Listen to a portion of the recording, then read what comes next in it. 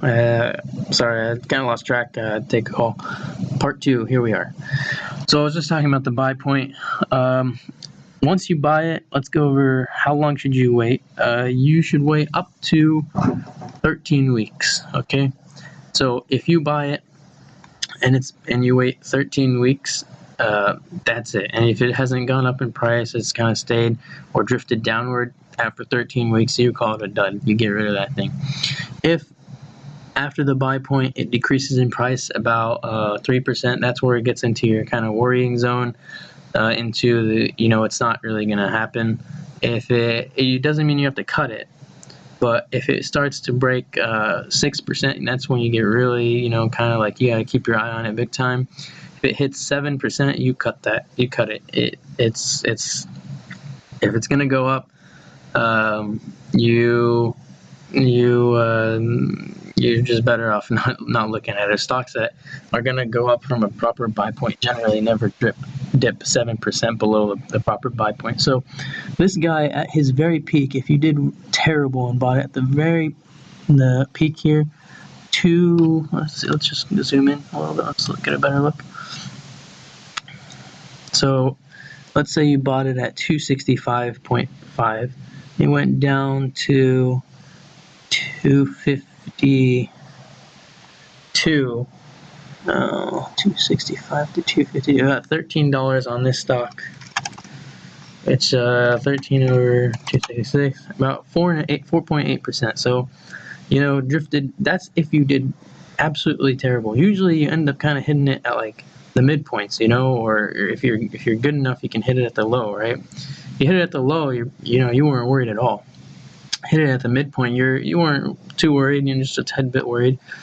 So, timing them is important, and trying to get them on like the low of the day is how I see it. The book I read actually just said, you see it go up and you try to hit it, and you don't care if it's at the high of the day or not. I've noticed in my time that trying not to shoot for the high of the day is actually a really good thing. It can really save you like a 1.5% on wiggle room, which can help a lot with staying in the stock and waiting for it to take off. So that's my 2 cents on it. So 1, try to buy it once it's met up with the previous peak. 2, try not to hit it at the exact highs, which is harder said than done sometimes, honestly. 3, hold on to it till 6% loss, at least. If it's showing a bad sign, 3%, it can show a bad sign with just a 3% loss, and you can cut it, or a 2% loss even. But like this isn't really a bad sign here. What it's showing here in the handle. 4, if it's been 13 weeks and it hasn't changed much in price, or you're losing a little bit on it, it's time to cut it.